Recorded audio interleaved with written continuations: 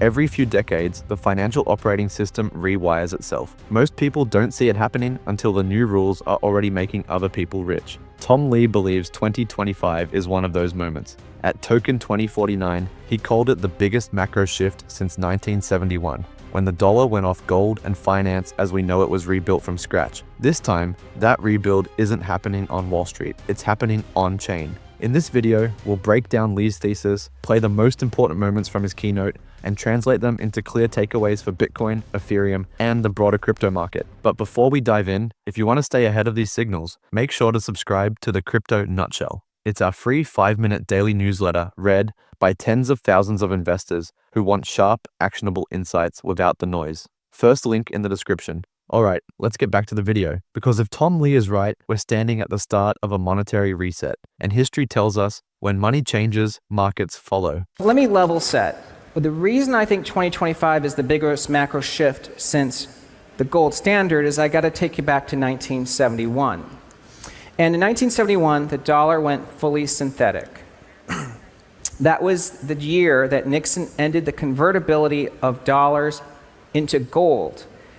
Now think about that for a moment. In 1971, the dollar no longer represented anything except another dollar or a promise to repay. And when we think about that, most people said, well, gold was the trade in 1971. That's true, but it wasn't really the big opportunity. In 1971, the financial system had to suddenly think of ways to make sure the dollar remained dominant, because if the dollar wasn't convertible into gold, another currency could be dominant. And so what Wall Street did was they created a huge market for the dollar. Money market funds, futures, debit cards, mortgage-backed securities, currency swaps, interest rate swaps, index futures, zero coupon, CDOs, etc. That was the innovation that followed 1971. And in fact, 7 of the top 30 largest companies in the world now are financial institutions.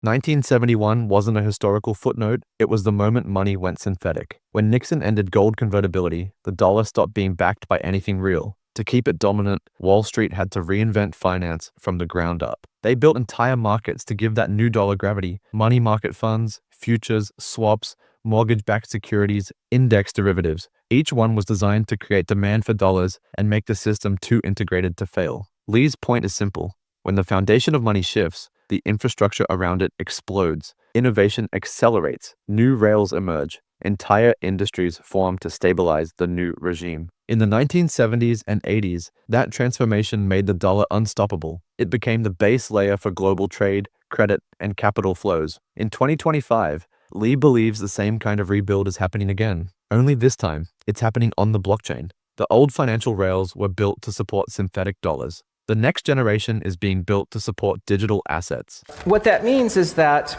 we now have a new moment in 2025, which is we now have more things becoming synthetic. And so that's why Bitcoin, of course, remains the OG in our view, because you now have a digital store of value.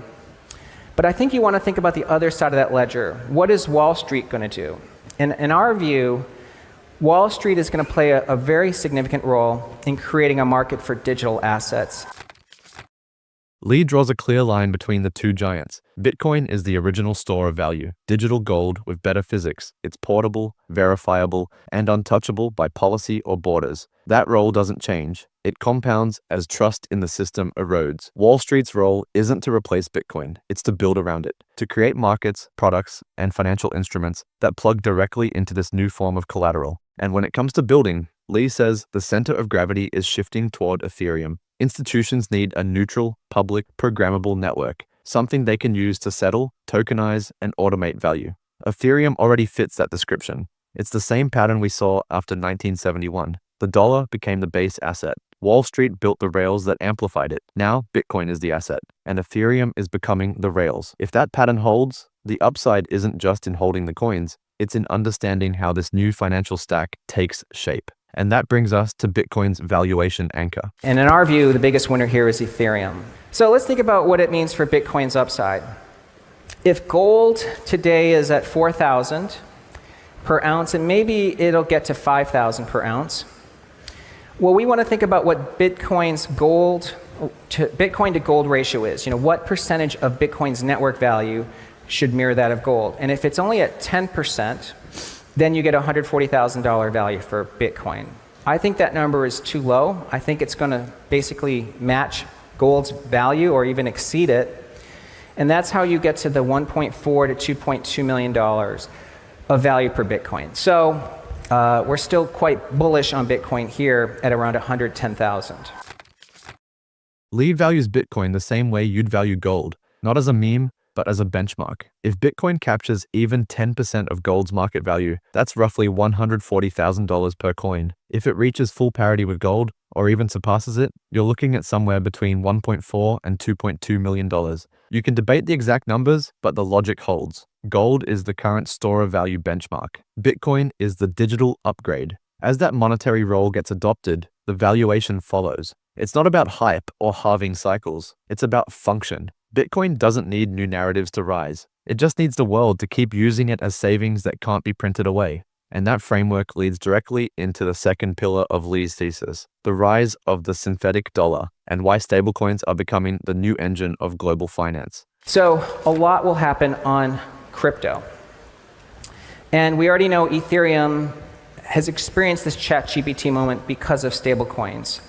Here's just a list of different companies and entities that are building stablecoin projects.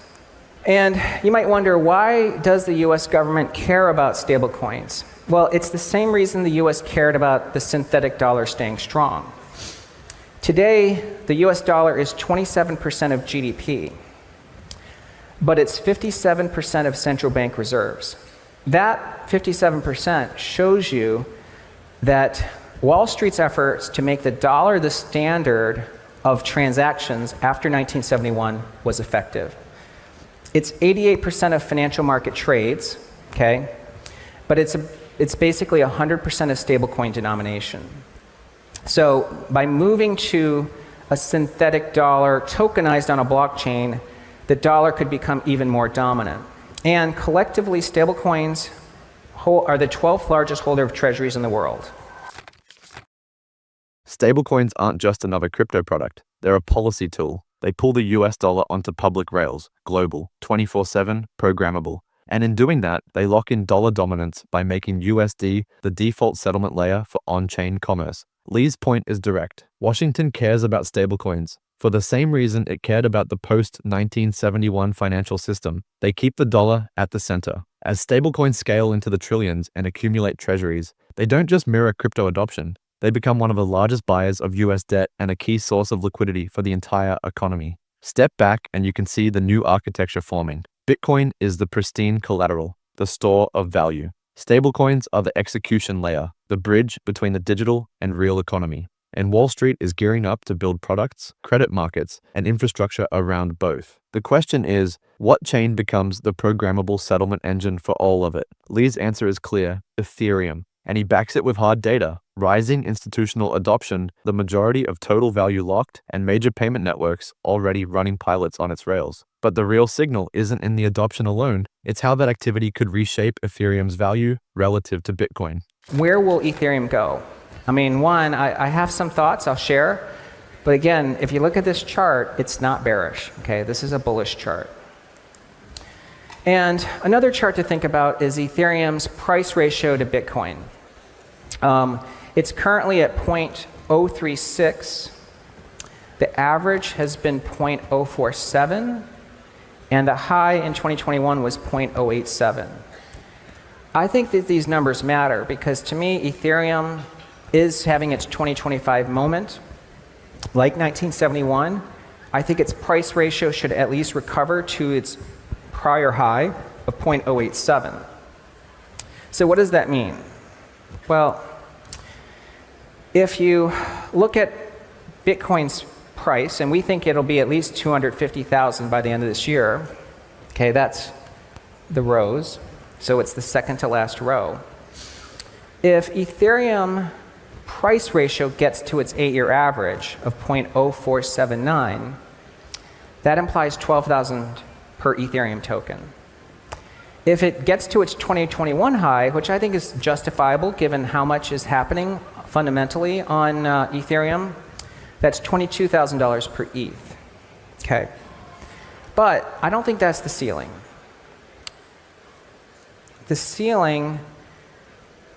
Another waypoint is that Ethereum becomes the payment rails of the future, and so its network value matches Bitcoin. Well, that would be $62,000 per ETH token. So with ETH at 4,100, as you can see, each of these three values represents tremendous upside.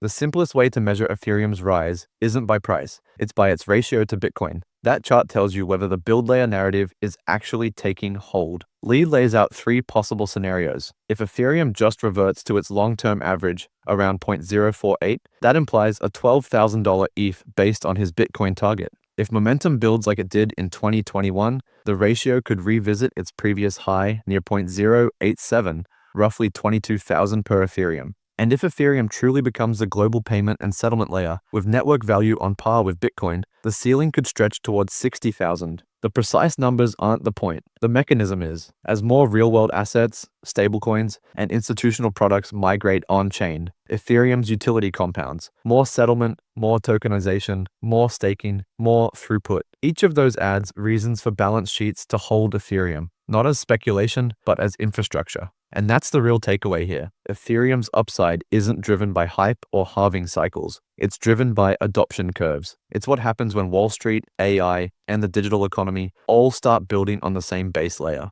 Now let's connect the dots and look at why Lee's framework matters right now, and what it means for positioning in this cycle.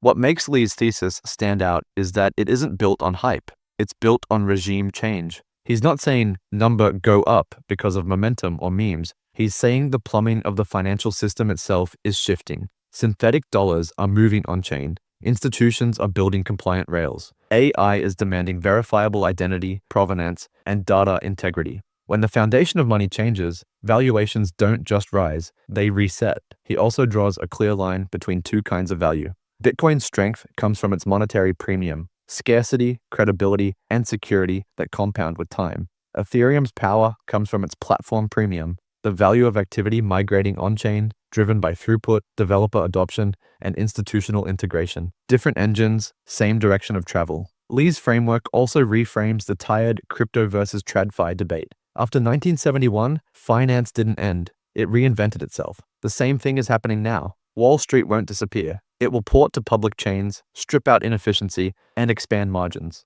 His comparison between Tether and the world's largest banks isn't just a flex. It's an illustration of what on-chain operating leverage actually looks like. And finally, this shift gives the United States a reason to lean in, not fight back. Stablecoins aren't a side experiment. They bind the dollar to the internet's financial layer.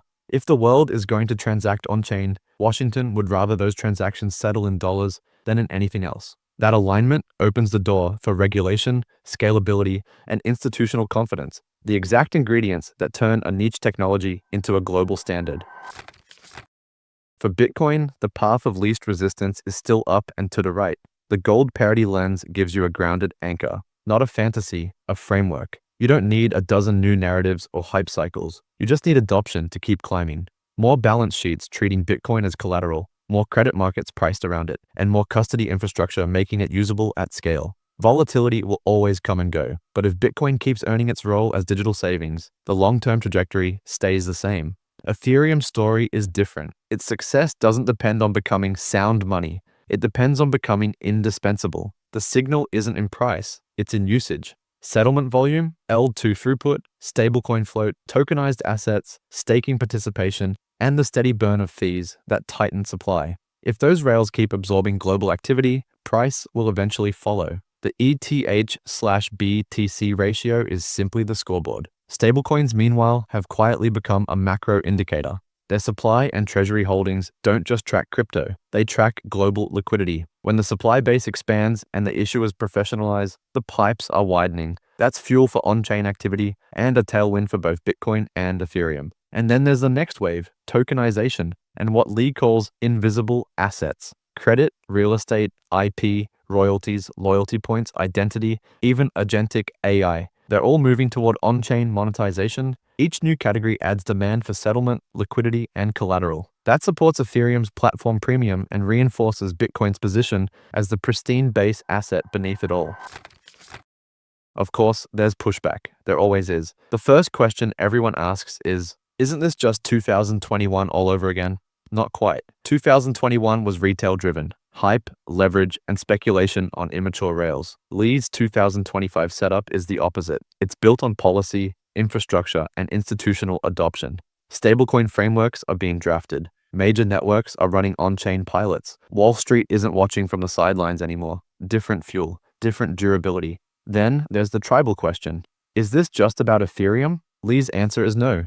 The market's addressable size is the digitization of global economic activity, tens of trillions of dollars. That leaves room for multiple winners. High-throughput L1s, specialized domains, and parallel settlement systems.